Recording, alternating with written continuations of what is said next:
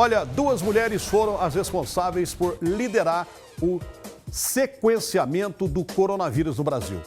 Elas são exemplos da força, da inteligência, da capacidade feminina que inspiram várias outras cientistas, inclusive as mineiras que dão um show por aí, hein?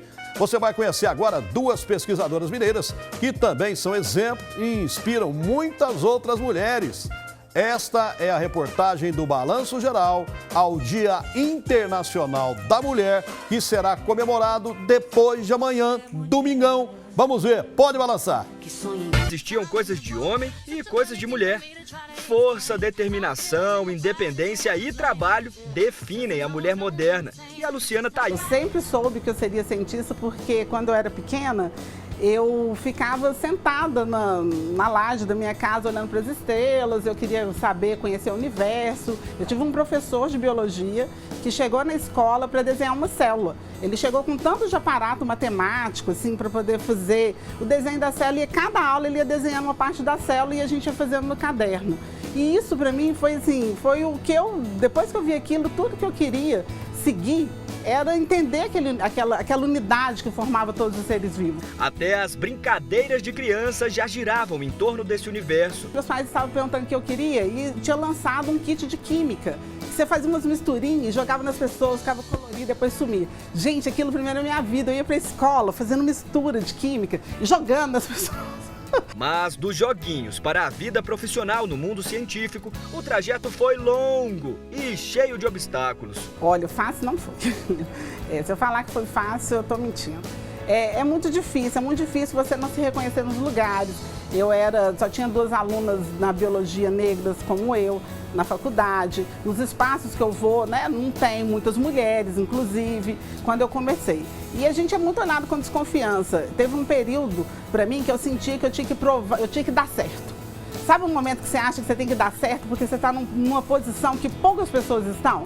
Então foi muito difícil, assim, você ter que vencer, acho que talvez os seus fantasmas interiores, né, frente ao que a sociedade é, né, de maneira geral, como as pessoas têm preconceitos, né, então você tem que mostrar que você pode muito mais do que qualquer pessoa. E não foram apenas desafios profissionais. Ela ainda teve que enfrentar uma série de outros preconceitos. Uma vez aqui no laboratório mesmo, tinha um senhor, ele já veio falecer aqui na Fundação Ezequiel Dias, ele gostava muito de mim.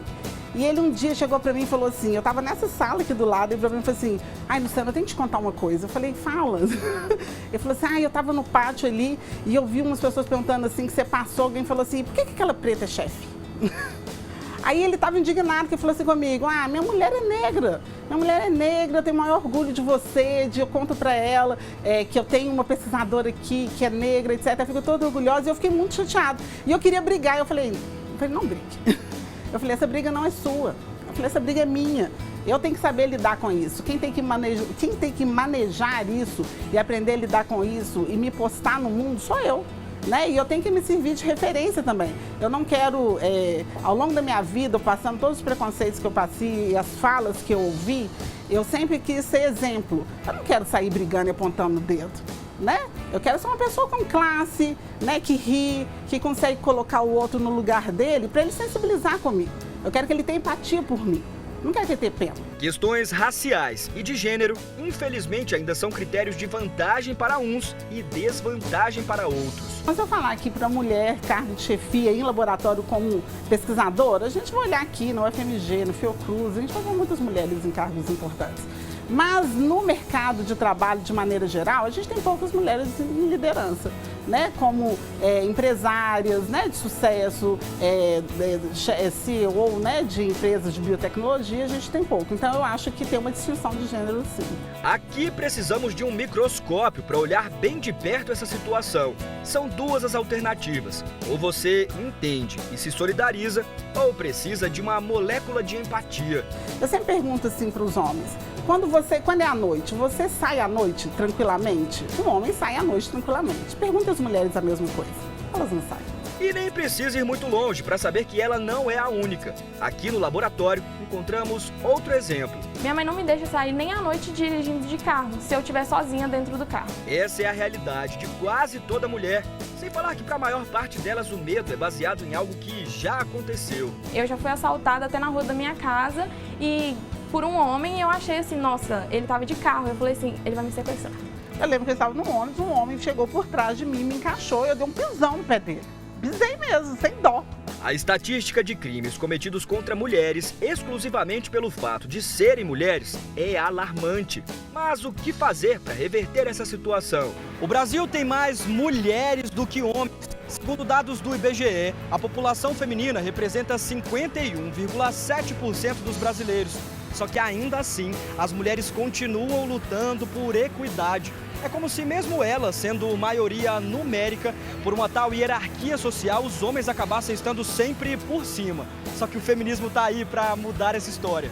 E o movimento não é formado por mulheres que estão tentando se tornar superiores, não. Muito pelo contrário, elas lutam para que todos nós estejamos no mesmo patamar, para que, independentemente de gênero, todos tenham os mesmos direitos e deveres. Bem mais justo, não é não? Então perceba, essa é uma luta de todos nós, só que cada um com o seu papel. Você, homem, entenda, é preciso saber parar para ouvir. E se você tiver alguma dúvida, faça como eu ao longo dessa reportagem, pergunte. É simples assim. Com pequenas atitudes do dia a dia e com a ajuda de todos nós, a gente segue caminhando em direção a um futuro melhor. Eu acho que falta mais consciência, porque assim, mulher, as pessoas pensam, olha a roupa que ela está usando. Não existe isso. Uma frase que eu ouvi uma vez foi, por que tem mulheres que gostam de mulheres e não assediam elas pela roupa que elas estão vestindo, mas homem acha que só porque está com aquela roupa tem que assediar. Eu acho que isso também vem de berço, né? Quantas vezes a gente vê homens tão machistas antigamente, tinha isso e vem passando para os filhos. Então, às vezes, o homem aprende isso de casa e às vezes não tem ninguém para desconstruir isso na mente deles. A gente precisa de conversar mais com os jovens.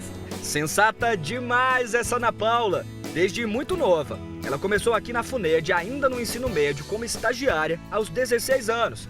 E sob influência de uma certa pessoa aí. Graças a ela, o contato que eu tinha com ela, eu vi a paixão que ela tinha pela ciência e foi o que me influenciou. Eu vi ela sendo mulher, conseguindo tanta coisa, chegando a um cargo tão grande, podendo fazer tantas coisas, sendo uma empresária, uma chefe. Então, eu tenho ela como meu espelho. Tipo assim, eu posso chegar nesse lugar também. E não é que hoje ela também já inspira outras mulheres? Eu tenho muitas amigas minhas que às vezes eu falo, nossa, eu sou cientista. E elas ficam tão empolgadas, elas falam assim, nossa, que coisa legal. E elas mesmas ficam assim, nossa, você podia fazer isso na ciência, você pode fazer tanta coisa. Elas se sentem inspiradas por mim, mesmo não estando na mesma área que eu. Eu fico emocionada, porque como educadora, orientadora, o que eu quero mais é realmente atingir isso, né? Eu acho que eu quero não influenciar, talvez acho que fique ruim, eu não sei qual é o objetivo ideal para isso, mas eu quero realmente inspirar. Mulher inspirando, ajudando, crescendo junto com outras mulheres. É algo tão bonito que tem até nome, sororidade. A Consuelo, uma pesquisadora aqui da Fundação Ezequiel Dias, quando eu cheguei aqui, eu não fui para o laboratório dela, mas ela trabalhava junto com o Dr. Hector, que foi quem começou esse laboratório, na verdade. E a Consuelo, eu chamei ela de minha mãe científica. Ela foi a pessoa que eu olhei para ela e sabia que eu queria ser que nem ela. Ela é educada, ela é exigente quando precisa ser exigente, inteligente. Eu olhava para ela com uma admiração, olha até hoje, né? Porque ela aposentou recentemente, eu sinto uma falta imensa dela aqui. E a gente espera que essa corrente nunca se acabe. Pelo menos na área da ciência já estamos sentindo os efeitos dela. Dos 215 pesquisadores da Fundação Ezequiel Dias, 72% são mulheres. Aqui no estado elas também predominam. Dos 1.291 pesquisadores de pós-graduação bolsistas na Fundação de Amparo à Pesquisa do estado de Minas Gerais, 61% foram mulheres no ano passado. E que tal lembrar as duas mulheres que lideraram o estudo feito em tempo recorde, que mapeou o genoma do coronavírus, ajudando assim a entender a origem da doença, que vem causando pânico em várias partes do mundo. Esther Sabino é diretora do Instituto de Medicina Tropical da USP e Jaqueline Góes de Jesus, pós-doutoranda na Faculdade de Medicina da USP. E elas são motivos de orgulho para todos nós e, com certeza, inspiração para muitas outras mulheres. Eu espero que eu cresça muito nessa área que eu tô hoje. Eu gosto muito da área de pesquisa e eu espero que futuramente, assim que eu formar, eu possa fazer um mestrado, um doutorado. Nós temos mulheres super competentes aqui em Belo Horizonte. Eu tenho amigas na ciência que eu tenho um orgulho imenso de ter feito parte da vida delas, de ter começado junto a jornada, de ver onde elas chegaram. As mulheres, quando elas conseguem fazer muitas coisas ao mesmo tempo, elas são comprometidas. Eu tenho muitas mulheres trabalhando comigo. Eu tenho o maior orgulho da minha equipe, né, das meninas, né, que trabalham aqui. Eu falo que são uma equipe de meninas super poderosas. Elas podem chegar aonde? Elas, onde elas quiserem. Com os exemplos que a gente conheceu hoje e com tantos outros aí bem do seu ladinho, todo mundo vai rever alguns conceitos a partir de agora. Eu vejo que hoje a gente tem tido uma oportunidade tão grande de crescer como mulher, porque ela pode não ter visto isso, mas pessoas antes dela, às vezes, não tinham uma mulher para se inspirar. Mas hoje a gente tem isso. Eu espero que isso não se quebre. Por quê? Porque a gente precisa ganhar mais espaço. É muito importante dividir esse espaço, né, entre homens e mulheres, que elas ganhem protagonismo, porque as pessoas são diferentes. E acho que a diferença do ser, né, dessa existência feminina, inclusive, ela tem muito a contribuir, o olhar para as coisas, né, a condução das coisas, porque é só assim, é só trocando experiência que a gente melhora. Feliz Dia da Mulher para você! Hoje, no domingo, que é a data oficial, e em todos os outros dias. Se a gente já pode tudo separado, junto a gente vai conquistar o mundo. Ao infinito e além.